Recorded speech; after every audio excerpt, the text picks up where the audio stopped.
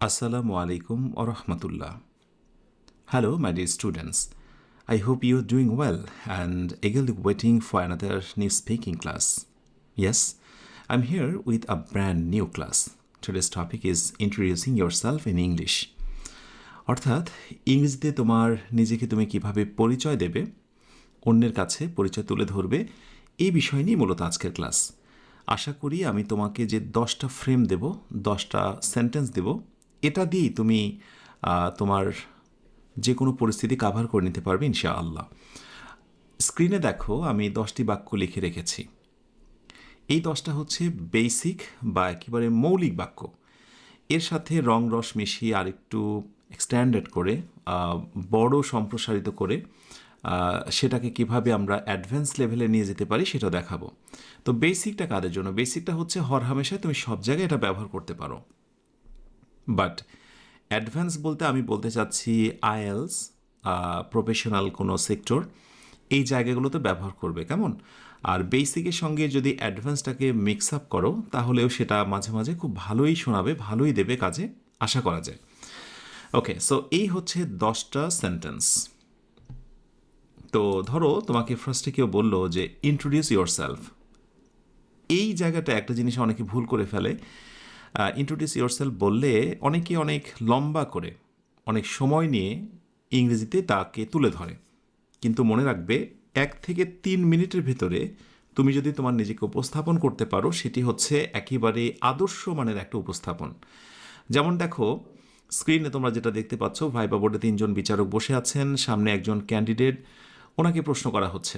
নিশ্চয়ই তোমরা এটা অবগত যে বা এটা তোমরা জানো যে একজন ক্যান্ডিডেট এখানে ভাইবা ফেস করছেন, বাইরে, রুমের বাইরে আরও অনেকেই হয়তো বা আছেন অপেক্ষারত।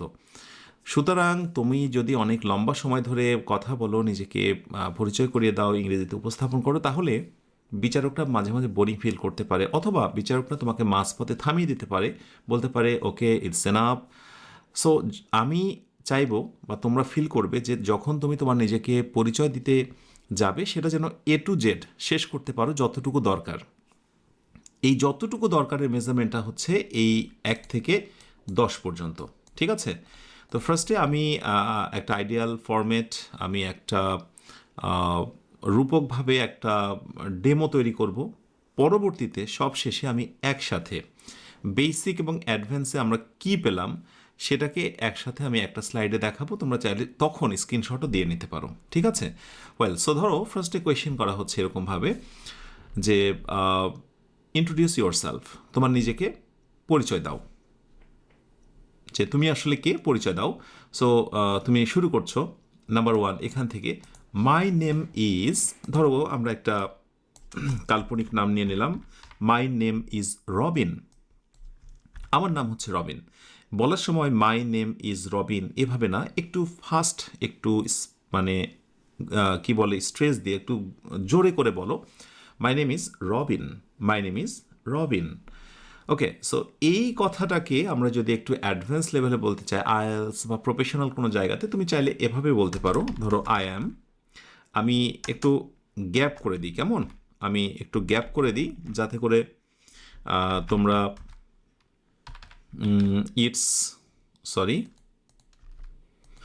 সো আই অ্যাম এরপরে বলা হলো and it's a dot dot dot something to be here, to be here. Okay, to be here, এই হচ্ছে আমাদের গ্যাপ।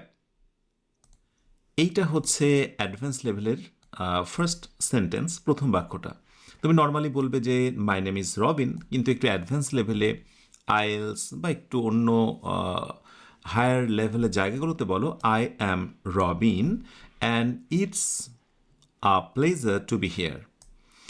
অর্থাৎ আমি হচ্ছে রবিন এবং এখানে আসতে পেরে, কিছু বলতে পেরে আমি খুবই আনন্দিত। সো ইটস আ প্লেজার হতে পারে, ইটস আ অনার হতে পারে, ইটস আ প্রিভিলেজ হতে পারে, অনেক কিছু। এগুলো আমি পরে তোমাদেরকে শেষ স্লাইডে দেখিয়ে দেবো, কেমন? তাহলে এই গ্যাপের জায়গাটা ফার্স্টে আমি দিচ্ছি I am Robin and it's a pleasure to be here. শুনতে কত সুন্দর শোনাচ্ছে না? ইয়েস। তাহলে প্রথম অংশটুকুকে আমরা বলছি বেসিক, আর এই ভার্টিক্যাল লাইনের পরে আমি যে অংশটুকু দেব এখন থেকে সেগুলো হচ্ছে অ্যাডভান্স লেভেলের বাক্য। ওয়েল, নাম্বার টুতে আসি এবার। নাম্বার টুতে নাম তো বলা শেষ, এবার বয়স কত সেটাও বলতে হয়।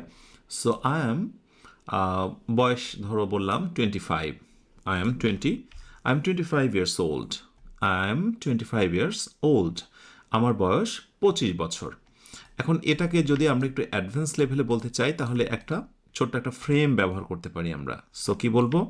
আমরা বলবো যে আই অ্যাম, তারপরে ডট ডট ডট ফাঁকা, দেখে নিও ইয়ার্স ওল্ড, কোনো পরিবর্তন হবে না, একটু বাড়তি কিছু লাগাও, যেমন উইথ আ পেশন, বাড়তি কিছু লাগাতে হয়। আইএলসের ক্ষেত্রে সাধারণ কথা অসাধারণ হয়ে যায় এই বাড়তি প্রাসঙ্গিক জিনিসগুলো লাগানোর ফলে। So I am 25 years old with a passion for, কিছু একটা দিয়ে দাও, passion for technology, teaching, business, হ্যাঁ, অর্থাৎ এই বিষয়ে আমি প্রবল আগ্রহী। আমার বয়স 25 বছর এবং আমি শিক্ষকতা বা প্রযুক্তি বা ব্যবসা নিয়ে প্রবল আগ্রহী। শুনতে সুন্দর শোনাচ্ছে না? Right. So I am 25 years old and with a passion for, এই জায়গাটায় বসিয়ে দাও টিচিং, টেকনোলজি, বিজনেস, এটসেট্রা। ওকে, নাম্বার থ্রিতে তুমি বলতে পারো আই এম ফ্রম, মানে তুমি কোথা থেকে এসেছো। তো নর্মালি বলো যে আই এম ফ্রম, হয়তোবা তুমি নর্মালি বেসিকে বলছো আই এম ফ্রম ঢাকা, আমি ঢাকা থেকে এসেছি। এখন অ্যাডভান্স লেভেলে এসে তুমি কথাটাকে কিভাবে বলবে? তুমি অ্যাডভান্স লেভেলে এসে বলবে আই, তুমি বলবে হচ্ছে, একটু আমি বানিয়ে দিচ্ছি, I am from, I am from, একটা গ্যাপ, স্থানের নাম দিয়ে দাও, একটা কমা দিয়ে আমি একটা এ দিই, তারপরে কি বসাবো আমি বলছি, তারপরে ধরো সিটি, ইন একটা প্লেস, সেটা বাংলাদেশ হতে পারে, BANGLADESH, বাংলাদেশ। ব্যাস, অ্যাডভান্স লেভেলের আমার প্লেসের নাম বলাটা, আমি কোন জায়গা থেকে এসেছি সেটা বলা জায়গাটা তৈরি হলো। তাহলে আমি কীভাবে বলতে পারি? আই এম ফ্রম ঢাকা, আমি ঢাকা থেকে এসেছি ডট ডট সিটি। সো তুমি এখানে সিটিটাকে একটু বলতে পারো যে ভাইব্রেন্ট, অথবা হচ্ছে বিউটিফুল, অথবা হিস্ট্রিক, এর অনেক কথা। সো ভাইব্রেন্ট মানেও হলো তোমার ওই যে কি বলে প্রাণবন্ত, বিউটিফুল মানে সুন্দর, হিস্ট্রিক মানেও হলো তোমার ঐতিহাসিক, এরকম কিছু একটা প্রাসঙ্গিক তুমি একটা অ্যাজেক্টিভ বসিয়ে দাও, ব্যাস হয়ে যাবে। তাহলে সিম্পলি আমি বলবো আই এম ফ্রম ঢাকা, আমি ঢাকা থেকে এসেছি, ঝামেলা শেষ। বাট অ্যাডভান্স লেভেলে বলবো I am from Dhaka, a beautiful city in Bangladesh. এবার পড়াশোনার প্রসঙ্গে আসি, 4 নম্বরে, I completed my dot dot. So normally তুমি বলো আই কমপ্লিটেড মাই ব্যাচেলর দিয়ে দাও, অনার্স, মাস্টার্স, গ্র্যাজুয়েশন, এভাবে বলতে পারো আই কমপ্লিটেড মাই অনার্স বা graduation from Dhaka university, right? এভাবে দিতে পারো। ব্যাচেলর দিয়ে দিই, CHELOR, bachelor from university. So national university হতে পারে, ঢাকা ইউনিভার্সিটি হতে পারে, THK, Dhaka university. Okay, so from university. But এইটাকে যদি আমি অ্যাডভান্স লেভেলে বলতে চাই তাহলে কিভাবে বলবো? Can imagine? একটু এখানে ক্যারিশমা অ্যাড করতে হবে। সো আই হোল্ড, তুমি যুক্ত করো, I hold,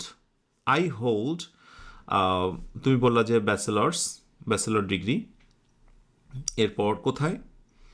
I hold a bachelor, এইখানে একটা এ দেওয়া দরকার, ডিগ্রি ইন কোথায়? Business administration, bachelor degree business administration, আরেকটা গ্যাপ। আচ্ছা, ওকে।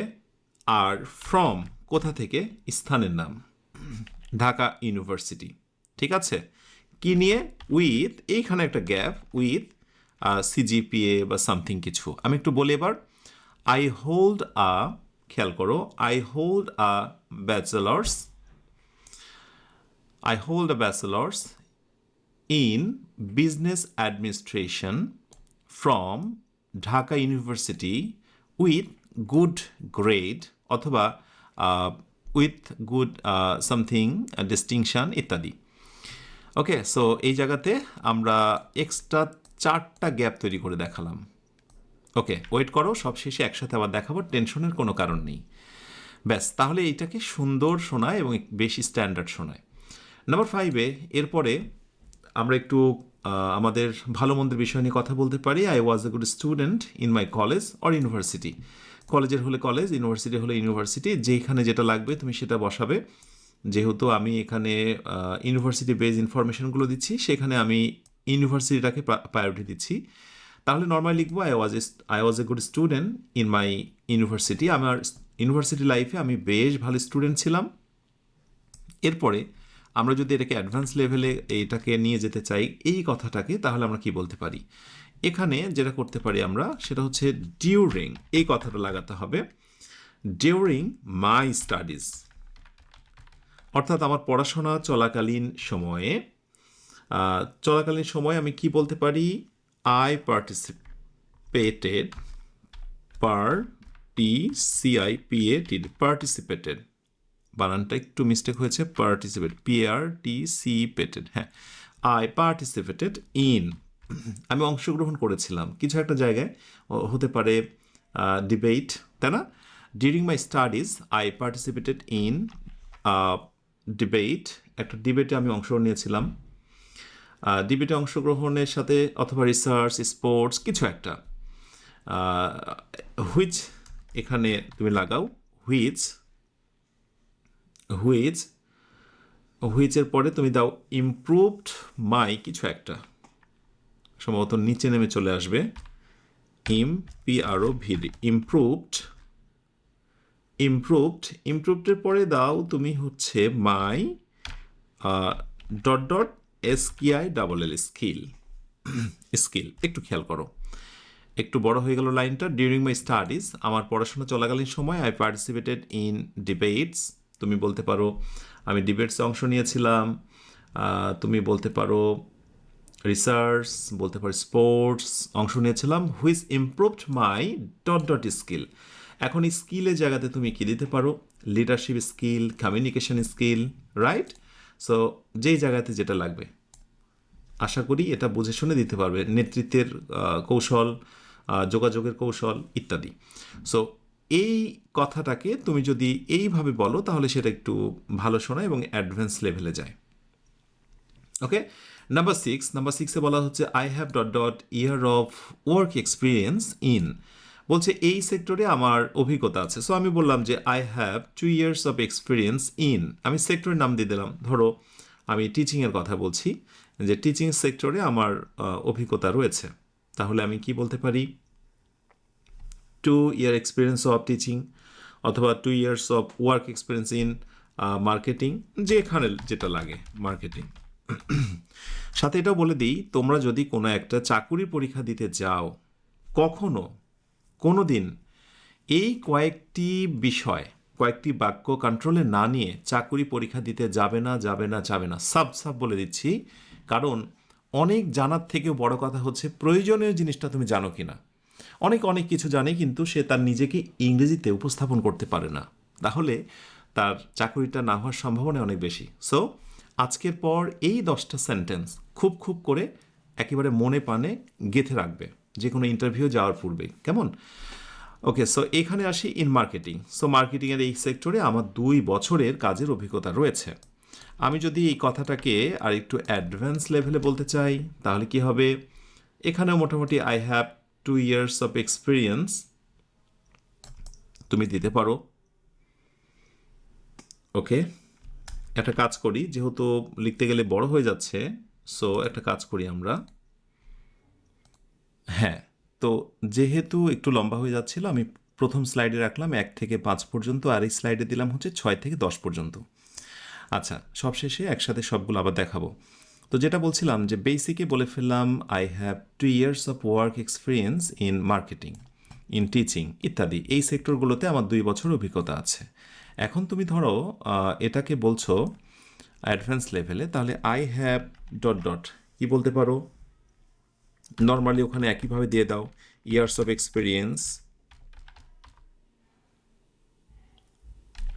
এক্সপিরিয়েন্স ইন, তুমি সেক্টরটার নাম দিয়ে দাও, এর সঙ্গে তুমি হুইচ যুক্ত করে দাও, বলো যে আই একটা দিয়ে সামথিং সাকসেসফুলি, বোঝাচ্ছি আমি তোমাদের, SUCCESFULLY, successfully.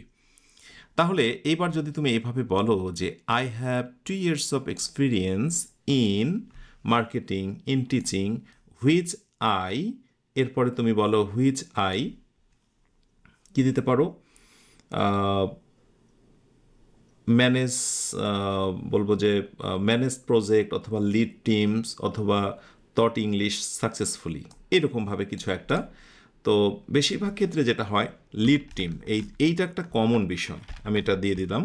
So lead team, এই টিমকে লিড দেওয়ার ক্ষেত্রে তো বলা হচ্ছে যে মার্কেটিংয়ের ক্ষেত্রে আমার 2 বছরের অভিজ্ঞতা আছে ইন মার্কেটিং, ধরো দিলাম in marketing, which I lead team, যেটাতে আমি টিমকে লিড দিয়েছিলাম সফলভাবে। আমি এই জায়গাটা একটু বোল্ড করে দিই। হ্যাঁ, তাহলে এটা অ্যাডভান্স লেভেলের বাক্য হয়ে গেল। অ্যান্ড 7 নম্বরে তুমি কোন বিষয়ে দক্ষ একটু বলতে পারো। I M good at something, তুমি যে বিষয়ে দক্ষ সেটা বলো। I am good at communication, I am good at analysis, যা ভালো লাগে এরকম কিছু একটা বলে দাও। I M good at mathematics, I am good at English, যদি ইংরেজি কোনো সাবজেক্ট হয়। এখন এটাকে যদি আমরা একটু হায়ার লেভেল নিয়ে যেতে চাই, তাহলে কি হবে? আই এম গুড অ্যাটটা না বলে সেইখানে গুড অ্যাটের পরিবর্তে তুমি অন্য কোনো একটা স্ট্যান্ডার্ড একটা অ্যাজেক্টিভ তুমি ইউজ করতে পারো। হ্যাঁ, আই এম গুড অ্যাট না দিয়ে এখানে বলো I am skilled, I am skilled, I am skill দিয়ে দাও। আই এম স্কিলড ইন, এখানে তারপর ডট ডট দিয়ে অ্যান্ড সুন্দর সুন্দর শব্দ, proficient, proficient, proficient in dot dot something, কিছু একটা বসিয়ে দাও। এবার ধরো আমি বললাম আই এম স্কিলড ইন, আমি বললাম যে আই এম স্কিলড ইন, কিসে বলবো আমি, কমিউনিকেশান অথবা ওই একই কথা অ্যানালাইসিস, অ্যান্ড প্রফিসিয়েন্ট ইন, যে বিষয়ে তুমি দক্ষ সেটা এখানে যুক্ত করে দাও। I am proficient in English, MS Word, etcetera. এবার তোমার ব্যাপারে একটু গুরুত্বপূর্ণ কথা বলতে পারো। I am a dot dot person, তো নর্মালি কি বলি আমরা? আচ্ছা, গুড অ্যাট, এখানে উত্তরটা দিয়ে দিই কমিউনিকেশন, MU কমিউনিকেশন একটা দিয়ে রাখি। আচ্ছা, এবার নিজের ব্যাপারে বলো। আই এম কি হবে? হার্ড ওয়ার্কিং পার্সন, নর্মালি এরকমই বলা হয়, hard working person. So I am a hard working person, আমি খুবই কর্মঠ একজন ব্যক্তি। এই কথাটাকে তুমি যদি আরেকটু সাজিয়ে গুছিয়ে বলতে চাও তাহলে তুমি কি বলবে? তুমি বলো, একটা আগে তৈরি করি আমরা, একটা ক্লু তৈরি করি আমরা। আই এম ডট এরকম দাও, অ্যান্ড তারপরে একটা মডেল ভার্ব দিয়ে রাখি আমি, তারপরে গ্যাপ, এরপরে ভার্ব ইফেক্টিভলি। তাহলে দেখো এই কথাটা এভাবে বলতে পারো, আই এম ডট ডট, একটা অ্যাডজেক্টিভ লাগাও। আই এম হার্ড ওয়ার্কিং, এখানে তুমি অ্যাডজেক্টিভ দেবে, যেহেতু বি ভার্বের পর আই এম ডট ডট কি বলতে পারো? রেজাল্ট ড্রাইভেন হতে পারে, অথবা আই এম ডেডিকেটেড হতে পারে। আই এম ডেডিকেটেড অ্যান্ড ক্যানের পরে তুমি দিতে পারো work, I am dedicated and can work effectively. হ্যাঁ, এরকম তুমি দিতে পারো। ঠিক আছে, সো এখানে দিতে পারো ডেডিকেটেড, রেজাল্ট ড্রাইভেন, সুন্দর শব্দ, RESULT, result driven, driven, result driven, এরকম শব্দ ইউজ করতে পারো। আই এম রেজাল্ট ড্রাইভেন, আমি খুব ফলাফলমুখী, আমি কাজ করে ফলাফল পেতে চাই। অ্যান্ড ক্যান ওয়ার্ক এফেক্টিভলি, অথবা ক্যান আন্ডার, হ্যাঁ, can under work under effectively, অর্থাৎ কোনো কিছুর তত্ত্বাবধানে কাজ করে আমি সেটা থেকে ভালো ফল পেতে চাই। এইরকম ধরনের মানুষ আমি। নাম্বার 9 এসে তুমি বলতে পারো ইন মাই ফ্রি টাইম, আমার অবসর সময়ে আই লাইক টু, আমি কি কাজ করতে পছন্দ করি? আই লাইক টু রিড নয়, আই লাইক টু রিডিং। হ্যাঁ, পড়তে নয়, পড়া পছন্দ করি। যদি বলো পড়তে তাহলে রিড হবে, আই লাইক টু। অনেকে ভাববে যে টু এর পর মনে হয় বেস ফর্ম দিতে হয়। যদি বেস ফর্ম দাও তাহলে সেটা হয়ে যাবে পড়তে, নিতে, খেতে। কিন্তু আমি বলেছি ওই জিনিসটা পছন্দ করি, জেরান্ড পছন্দ করি, নাউন পছন্দ করি, এই অর্থে। I like to reading, I like to travelling, I like to playing cricket, এরকম। সো এবার এটাকে যদি আমরা অ্যাডভান্স লেভেলে বলতে চাই, তাহলে আই লাইক না বলে তুমি ওখানে যে শব্দটি ব্যবহার করবে সেটি হচ্ছে আই এনজয়। ঠিক আছে, এনজয় কথাটা খুবই স্মার্ট যায় অ্যাডভান্স লেভেলে। I enjoy dot dot, I enjoy ওই তো রিডিং। এরপরে তুমি বলো যে হুইচ, হুইচ দিয়ে ইনহ্যান্সেস মাই ডট ডট, কিছু একটা তুমি এখানে বসাও। সো বলো আই এনজয়, ধরা যাক আই এনজয় রিডিং অথবা ট্রাভেলিং, হুইচ ইনহ্যান্সেস মাই, কি বৃদ্ধি করে, মাই ক্রিয়েটিভিটি, মাই নলেজ, হ্যাঁ এরকম কিছু একটা। অ্যান্ড সবশেষে একটা বাক্য যে তুমি জানাবে তোমার লক্ষ্য উদ্দেশ্য কী। So my goal is to, আমার গোল হচ্ছে ইজ টু কি, ইজ টু ধর আমি বললাম যে grow professionally, GROW, grow professionally, PRO professionally. So professionally, BROFESSI, তাই না, ONL, হ্যাঁ professionally. Okay, so my goal is to grow professionally. So আমার উদ্দেশ্য বা লক্ষ্য হচ্ছে পেশাগতভাবে বৃদ্ধি পাওয়া। হ্যাঁ, পেশাগতভাবে আমার কাজে কর্মস্থলে আমি যেন কাজের মাধ্যমে আমি উন্নয়ন করতে পারি, এ একটা কথা। আর তুমি যদি বলো যে না আর একটু আমি অ্যাডভান্স লেভেলে বলতে চাই, তাহলে আই, তুমি